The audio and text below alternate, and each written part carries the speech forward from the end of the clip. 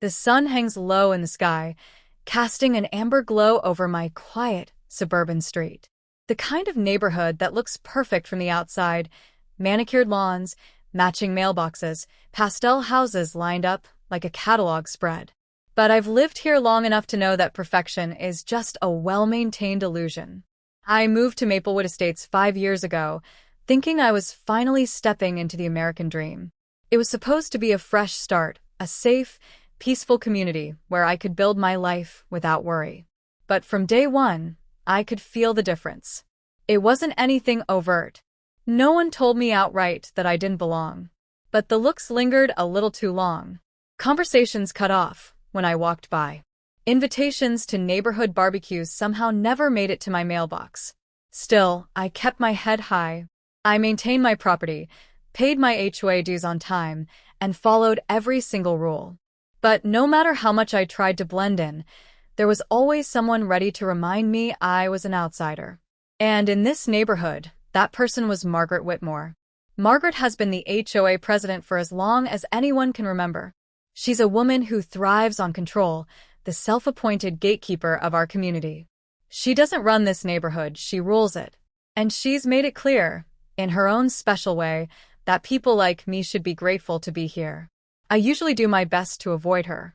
But tonight, as I water my front lawn, I can't shake the feeling that something is off. The ground feels soaked, too wet for the little time I've had the hose on. A deep frown creases my brow as I step back, eyeing the grass. It doesn't make sense. I stick to the strict HOA watering schedule like clockwork, twice a week, no exceptions. My water bill has been creeping up, but I figured it was just the summer heat. A drop of water lands on my sandal, then another. I follow the thin trickle of water leading away from my lawn, past my driveway, disappearing around the side of my house. My pulse quickens. I set the hose down and step carefully toward the source. Rounding the corner, I freeze. My outdoor faucet is running, and attached to it is a hose that isn't mine. My heart hammers in my chest as I follow the bright yellow coil. It stretches under the wooden fence, leading straight into Margaret's yard. My hands clench into fists. This isn't a mistake. This isn't a coincidence. Someone, Margaret, has been stealing my water. I exhale slowly, my jaw tightening. I've spent years keeping my head down, playing by the rules. But not this time. This time, I'm fighting back.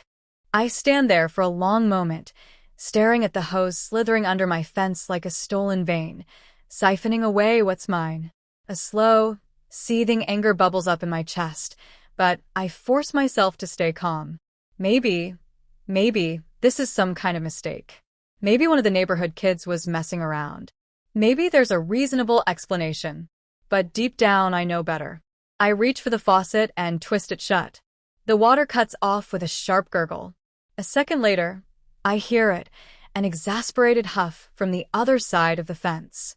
Then, the latch to Margaret Whitmore's gate clicks open. She steps out like she owns the world. Platinum blonde bob perfectly sculpted, a crisp white sundress that somehow stays pristine despite the heat. She carries herself like royalty, shoulders back, chin high, like nothing, and no one could ever touch her. Her sharp blue eyes land on me, and for a moment, she looks almost amused. "Oh," she says, a perfectly rehearsed laugh slipping through her red-painted lips. "Is something wrong?" I gesture toward the hose, her hose still coiled at my feet. "Margaret, is there a reason this was attached to my faucet?" She barely glances at it. "Oh, that." She waves a dismissive hand. "I assumed you wouldn't mind." "Your water pressure is much better than mine, and well," she tilts her head, offering a saccharine smile. "Your lawn hardly needs it." I swallow back my anger. Hardly needs it. Right. Because in her eyes, a simple green lawn isn't enough. I have to prove I deserve to live here, too. I cross my arms. "Margaret, you can't just take my water." Her smile doesn't falter, but there's a flicker of something colder behind her eyes. "Oh, please," she says lightly. "It's just water. It's not like I'm stealing your car." I stare at her, incredulous. "That's not the point," she sighs, exasperated, like I'm some child throwing a tantrum over something trivial. Listen, dear, she says, stepping closer, voice dropping an octave. I am the HOA president, after all. I'd hate to start looking into your property for violations. You know how strict the regulations are these days. I inhale sharply. There it is. The unspoken threat. The power play. She leans in slightly, her voice honey-sweet. Besides, I thought you'd be more neighborly. Neighborly. Right. The same way she's been neighborly all these years? Conveniently losing my HOA notices, denying my improvement requests, handing out violations for things she ignores on every other house? I hold her gaze, refusing to back down. If you needed water, Margaret, you could have asked. She chuckles, shaking her head. Oh, dear. You really don't understand how things work around here, do you? And just like that, she turns and walks away. Like I'm nothing. Like I won't do a damn thing about it. But she's wrong. Because this is war. I don't sleep that night. I lie in bed, staring at the ceiling, replaying Margaret's smug expression in my mind. The way she dismissed me, like I was some child who needed correcting. Like she had the right to take what was mine. I won't let this go. The next morning I take action. First, I remove my outdoor faucet handle and store it inside. No handle, no water. Then I buy a security camera and mount it discreetly above my garage, angled perfectly at the faucet. If Margaret tries anything again, I'll have proof. By the time I finish, the sun is high, the heat pressing down like a weight. I head inside, satisfied that at least I've made it impossible for her to keep stealing from me. But I underestimate Margaret's audacity. That night, as I'm locking up, I hear something outside, a faint clicking sound, metal scraping against metal. My stomach tightens. I step quietly to the window and peer outside. And there she is, Margaret Whitmore, picking the lock on my faucet. For a second, I can't even process it. Is she serious? She glances over her shoulder, paranoid, before pulling something from her pocket, a wrench. She came prepared. I throw the door open. Margaret. She jumps, but quickly recovers, smoothing down her dress like she wasn't just committing theft on my property. Oh, you startled me. I step toward her, fury rising. Are you seriously trying to steal my water again? She scoffs. Don't be so dramatic. She gestures to the locked faucet. I was simply checking to see if something was wrong. Some of us care about our neighborhood's upkeep. I let out a sharp laugh. You mean your lawn? Because that's the only thing you care about. Her face hardens, the polite mask slipping. I already explained this to you. It's just water. And frankly, I don't appreciate being harassed over something so trivial. I shake my head. You're unbelievable. She exhales sharply, then folds her arms. You know, I could report you for being aggressive toward a board member.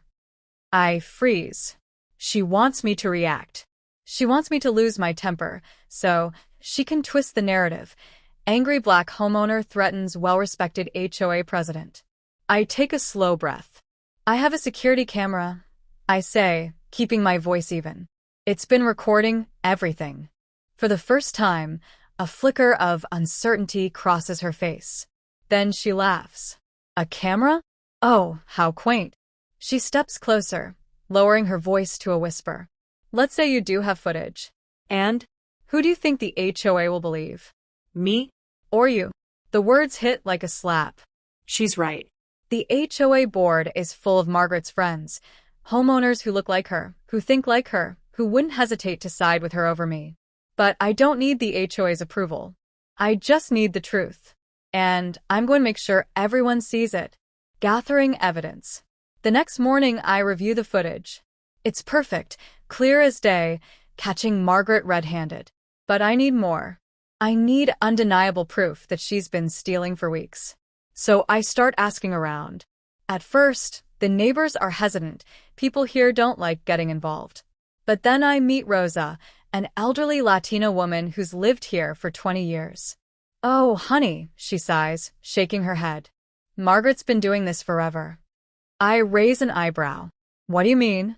She leans in. She did the same thing to the Ramirez family. stole their water for months before they caught on. And when they tried to fight back, she slapped them with so many HOA violations they moved. A chill runs through me. She targets people. Rosa continues, voice lowering. People she thinks won't fight back. I swallow hard. Why hasn't anyone said anything? Rosa gives me a sad smile. Because Margaret knows the system. She knows who to charm and who to bully. She's careful. And when people push back, she makes their lives hell. I clench my fists. Not this time. I collect more statements, quietly, carefully. Other neighbors admit to suspiciously high water bills, to Margaret's subtle threats, to years of unfair fines. And then the final piece falls into place.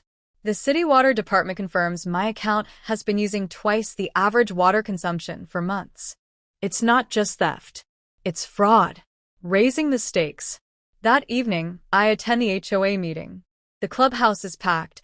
Homeowners gathered for the monthly update. Margaret stands at the front, poised as ever, her polished smile in place. As new business is called, I raise my hand. Margaret's gaze locks onto me, irritation flashing in her eyes. Yes, I stand. I have a serious HOA violation to report. The room shifts. People murmur, curious. Margaret folds her arms. Oh, and what would that be? I pull out my phone, mirroring the security footage onto the clubhouse projector. The room goes silent. Margaret on screen sneaking into my yard, attaching her hose, stealing my water. Gasps ripple through the crowd. Margaret stiffens. This is ridiculous. You have no proof that. I click to the next slide, a statement from the water department, proving my account has been overcharged. The tension in the room shifts. Eyes turn to Margaret. I let the silence stretch before I speak. You were saying? Margaret's jaw tightens. But she's not out of tricks yet. She squares her shoulders, her voice turning sharp. This is an outrageous invasion of privacy. Filming me without consent? You should be ashamed. But she's cut off by the sound of someone clearing their throat. An HOA board member stands. Margaret, he says slowly, looking at the screen. Is this true? Margaret's lips press into a thin line. This is being blown out of proportion. I step forward. You mean like the way you blew out my water bill? Laughter ripples through the crowd. Margaret looks around, eyes darting, searching for allies. But for the first time, no one comes to her defense. Because she's not in control anymore. I am. And this is just the beginning of her downfall.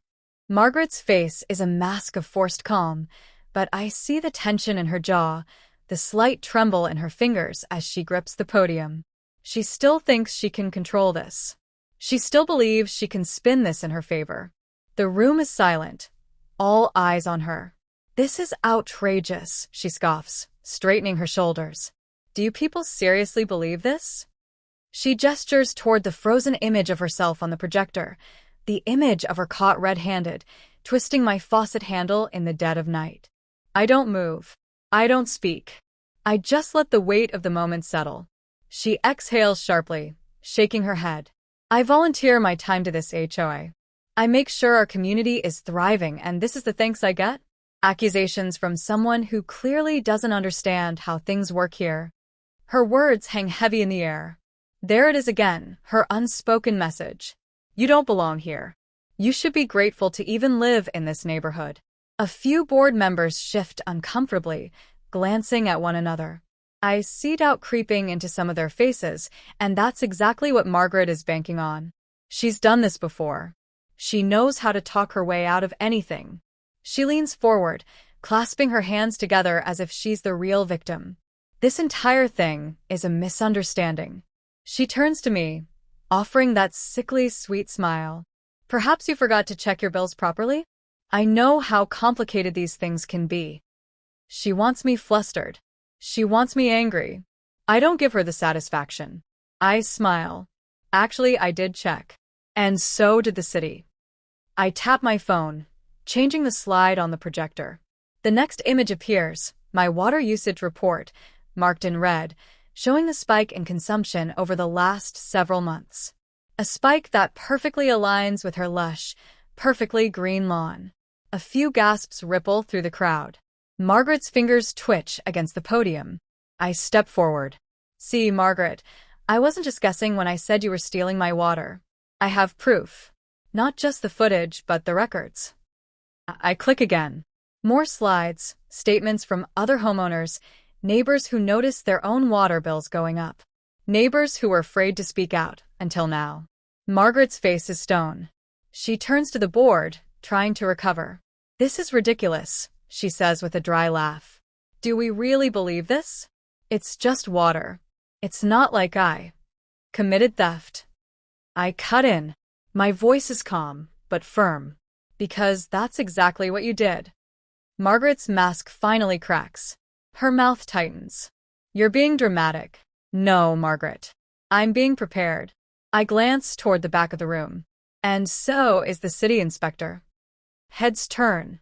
A man in a dark blue uniform steps forward, holding a clipboard.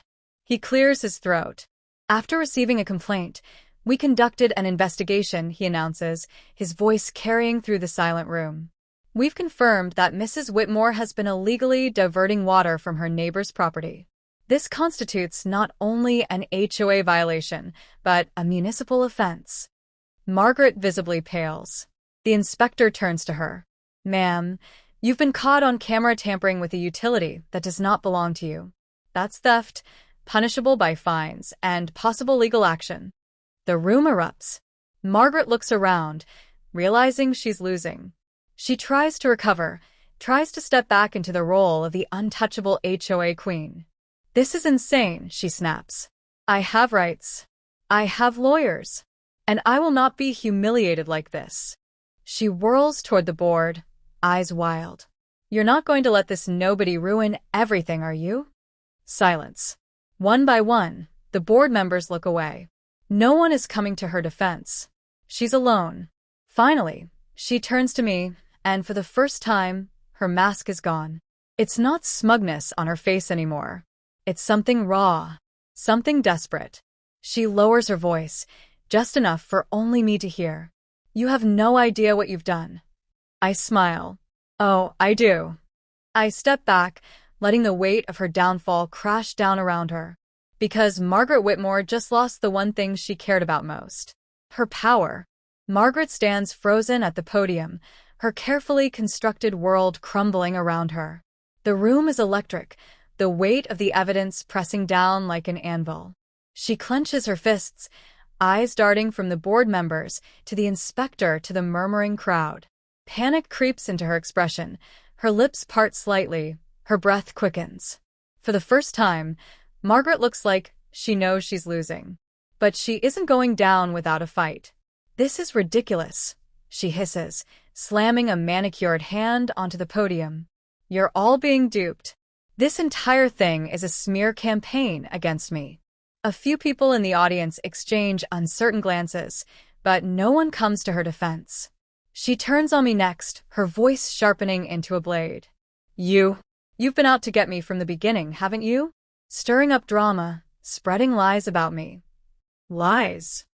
I let out a short, humorless laugh and tap my phone, switching the projector to the next clip. The new footage rolls. This time, it's not just Margaret sneaking into my yard at night. It's her bragging, standing on her pristine lawn, wine glass in hand, laughing with one of her friends as she waves toward my house. Oh, please, Diane, she scoffs in the video, flipping her bob over her shoulder. He doesn't need all that water. I'm just using what he doesn't appreciate. The crowd collectively inhales. Margaret's face drains of color. The HOA board stares at her in open disbelief. The city inspector crosses his arms. Care to explain that? Margaret's mouth flaps open, then shuts. Her hands grip the podium so tightly her knuckles turn white. This is entrapment. She finally spits out. You can't just spy on people. Actually, the inspector interrupts, voice firm. We can investigate potential utility theft. And this footage, combined with multiple complaints, gives us more than enough evidence to move forward. The murmurs in the crowd grow louder, shifting from shock to anger. Then, from the back of the room, a voice rings out. This isn't the first time she's done this. Heads turn. Rosa, the elderly neighbor who had told me about Margaret's pattern of theft, steps forward, her face lined with quiet determination. "My family," she says, voice unwavering. "She did this to us, too. She stole from us, then made our lives miserable when we tried to fight back." Margaret's eyes widen in fury. "Oh, please," she snaps. "No one forced you to leave. Maybe if you had actually taken care of your house, you wouldn't have had so many violations." The room collectively gasps. Margaret realizes, too late, that she's just admitted to her history of targeting certain homeowners. I take a slow step forward. And there it is. Margaret whirls back toward me, her expression frantic. "You." I don't let her finish. I turn to the HOA board. "How many times are you going to let this happen? How many people have complained about her, only to be ignored?" More voices rise from the crowd now, people agreeing, people remembering. She fined me for having the wrong mailbox, but let her friends break the rules. She threatened to revoke my parking permit when I questioned her. She reported my kids for playing outside too loudly. The air in the room shifts. Margaret's power isn't just slipping. It's gone. She shakes her head, jaw clenched, voice turning shrill. "This is a witch hunt. You're all being manipulated." A loud bang interrupts her. The city inspector has set his clipboard down on the table. "Margaret Whitmore," he announces, his voice firm, official. "Due to your repeated violations, the city will be issuing a formal citation. Your actions have constituted theft of utilities and harassment of residents." The board president, a middle-aged man who has been suspiciously quiet this whole time, finally speaks. "We will be calling an emergency vote on Margaret's removal from the HOA board," he says, looking directly at her. Margaret stiffens. "You can't do this," she breathes. "I built this HOA. I run this neighborhood." The board president meets her glare with an icy stare. "Not anymore." Margaret's entire body trembles with barely contained rage. She looks at me, and for a split second, I see something else beneath all that fury, fear. Because for the first time, she has no control. She spins on her heel and storms toward the door. "I'll be filing lawsuits against all of you," she screeches. This isn't over, but as she yanks the door open, she's met with the sight of a local news crew waiting outside. The lead reporter adjusts her microphone. "Mrs. Whitmore," she calls out, "do you have a statement regarding the allegations of fraud and discrimination?" Margaret freezes. I step up beside her, lowering my voice just enough for her to hear. "I told you this wasn't over." She turns to look at me, and in her blue eyes, I see realization. She lost. And now, the whole world is going to know it. The next morning, Margaret's face is everywhere. Local news stations replay the footage on a loop, her sneaking onto my property, the leaked recording of her laughing about stealing my water, the moment she realized she'd lost everything. Social media explodes with outrage. Residents who once whispered about her behind closed doors now speak openly, sharing their own experiences of her HOA tyranny. And then, the final blow comes. I wake up to an email from the city. Margaret isn't just facing fines, she's being investigated for fraud. Turns out, her corruption ran deep. Illegal fees, forged violations, HOA funds mysteriously disappearing. She had been bleeding this community dry for years, assuming no one would ever challenge her. But now? She's done. Margaret falls, piece by piece. I see the for sale sign in her yard by the end of the week. Rumor is, she's selling at a loss. No one wants to buy a house with her name attached to it. And worse? She's being sued by multiple residents, some of whom she had driven out with her harassment.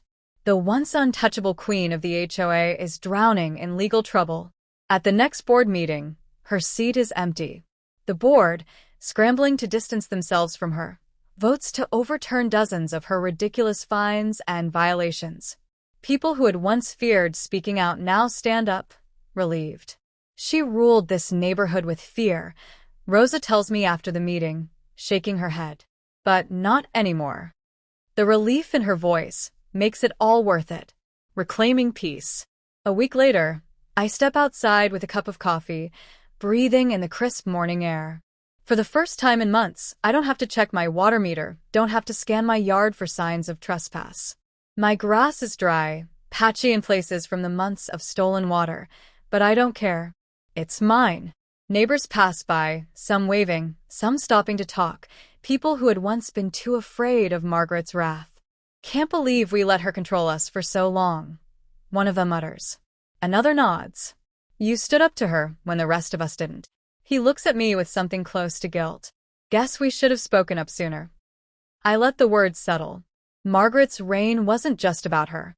It was about everyone who let her hold power, who ignored the warnings, who stayed quiet because it was easier. But now? That silence is gone. A final encounter. A few days later, I see her one last time. Margaret stands at the edge of her driveway, watching as movers load the last of her belongings into a truck. Her clothes are disheveled, her usually pristine bob slightly out of place. She turns, her gaze locking onto mine. For a moment, I expect her to sneer, to throw out one last insult. But there's nothing, just quiet rage, exhaustion, and something else. Defeat. She grips her purse tighter, then looks away, stepping into her car without a word. No parting threats. No final attempts to assert control. Because she knows. She lost. Satisfaction and justice. As her car disappears down the road, I exhale, feeling something I hadn't felt in months. Freedom. I walk back into my house, take a long sip of coffee, and smile. Margaret's gone. And she's never coming back.